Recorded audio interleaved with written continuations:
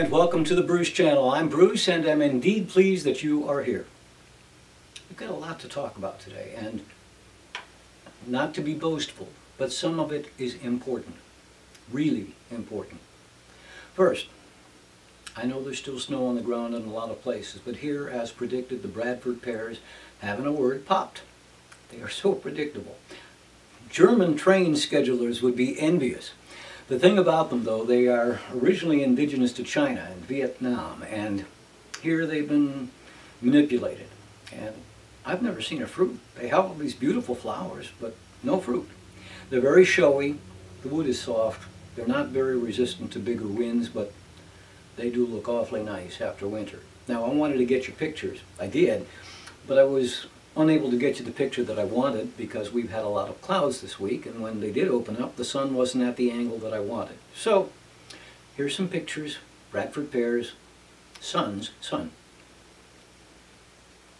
Now, in my yard, the forsythia have begun to pop. The daffodils, well, the daffodils have been there as mentioned, even under the snow a couple weeks ago. And although we did have some single-digit mornings here over the winter, and that put a hurt on their overall output, there are still a few winter jasmine blossoms hanging on. The pansies that made it through the winter are now doing well again. So, all looks good. And earlier this week, this was amazing, one day there was nothing, and the next day, camellia explosion. So, with apologies to Rogers and Hammerstein, spring is busting out all over.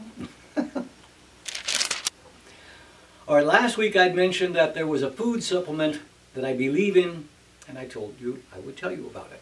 Okay then. But some background.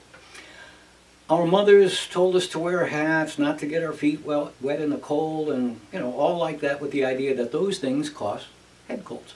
We know now that indeed it's from a virus, that we're more likely to catch it off a doorknob and then not knowing that it's there. Rub our eye, scratch our eye. So the virus gets into the environment it needs. Now, throughout my life, this is not a formal history, merely a feels like, but throughout my life I'd catch maybe 3 or 4 colds a year. And in my case, although I knew it wasn't likely to kill me, for the several days when it was at its zenith, I often wished that it would. Quickly, please. And that, despite using whatever cold medicine I was fond of most at the time, and over the years that's changed. Dristan, Contact, Alka-Seltzer Plus, whatever. And as is the norm, after a week or so it's noticeable but no longer agonizing. Well, in 1996, 1995, 1997, something like that, I turned on the radio in my car and the man said something like, when I get a cold, I immediately think, uh-oh, where's my echinacea? The thing is, it wasn't a commercial, it was a conversation. And I'd never heard of that. And this was part of the conversation, and it went by rapidly, and I wasn't sure. So the next time I was at the drugstore, I asked the person behind the counter if they'd heard of echinacea, or I couldn't remember. He said, sure, echinacea. And it's an herb, and I bought a bottle of capsules. Well, I don't know about you, but for me, the first sign of a cold is a little tiny, tiny tickle, barely noticeable in the throat. The next time I felt that, I took echinacea. Now the radio conversation, remember, was incomplete. I didn't know how much to take. So I took 3 capsules, I think. And when I next thought of it, maybe an hour and a half later, I took another 2 or 3, maybe 4.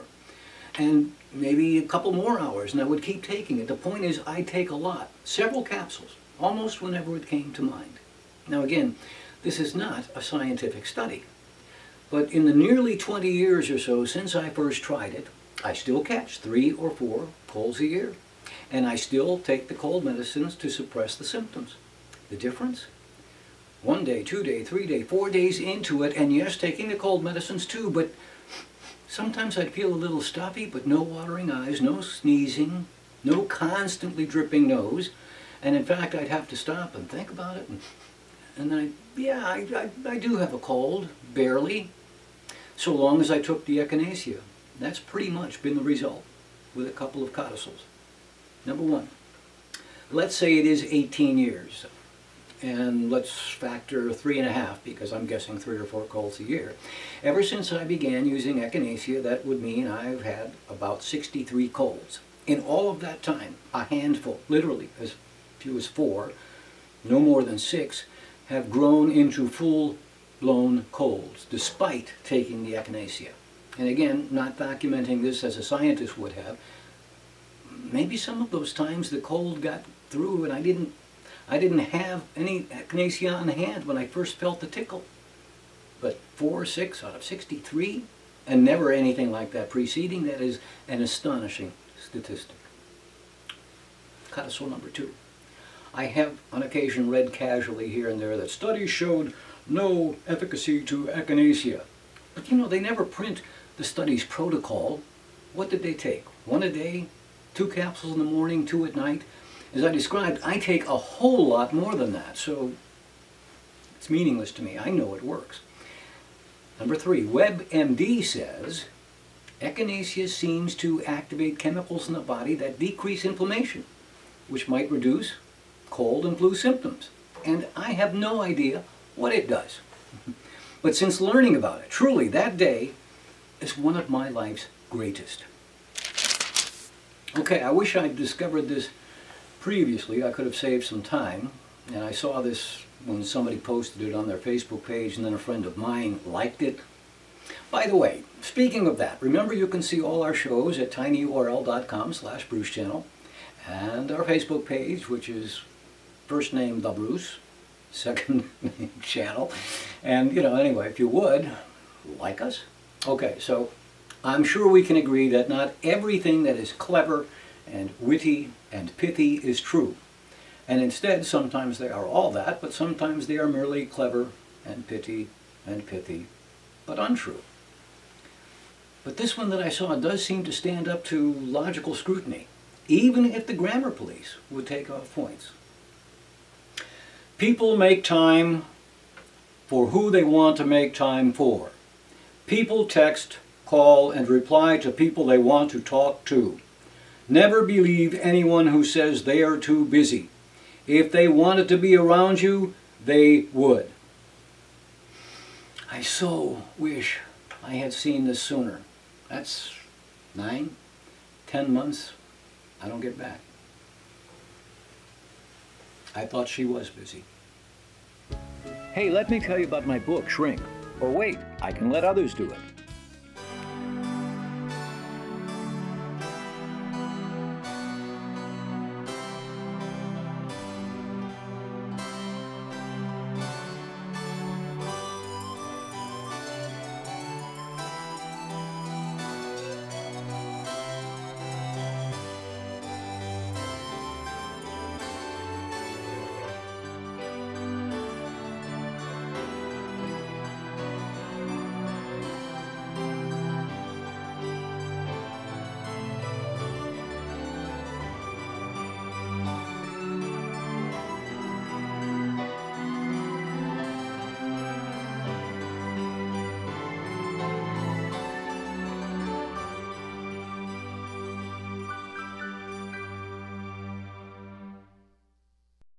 Okay, if you've watched our shows, you've probably observed that there are some words I don't use.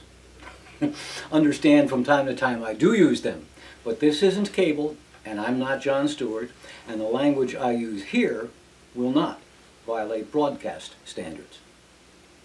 That said, fair warning, we're now going to enter into the obscene. You don't have to send your kids away. But it is nevertheless obscene, outrageously obscene, and it isn't even what I'd planned either. This has preempted a couple of other things to some other weeks. Coincidence, midweek, early in the day, somebody posted this. And you know what? It's absolutely and tragically true.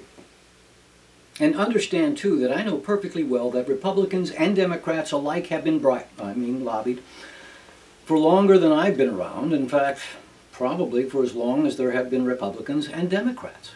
I'm sure, too, that among all of them through history, hundreds have been honest. But I have never seen as much arrogance, as much willful disregard for the populace as is today being exhibited.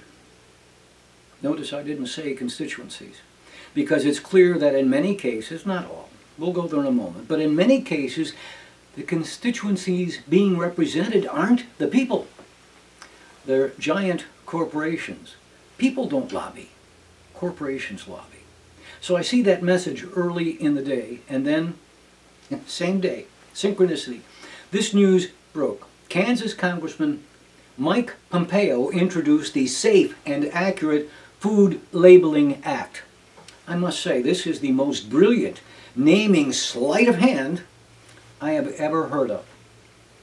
I told you this was obscene. It is.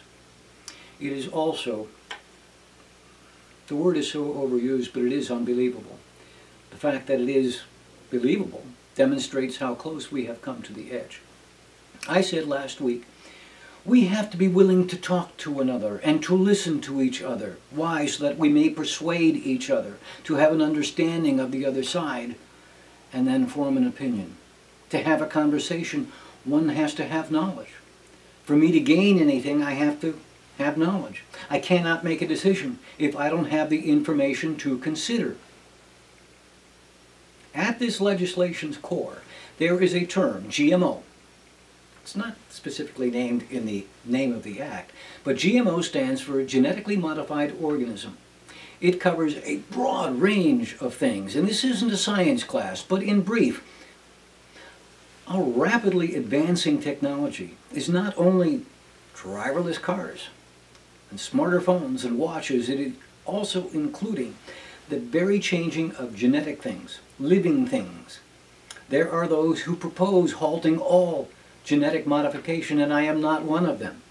One day, we could conceivably find cures to things like cancer or MS. We could find a way to have nerve regeneration, giving para and quadriplegics reuse of their limbs. Genetic modification can also be done to plants, specifically to food. Well, what's the harm?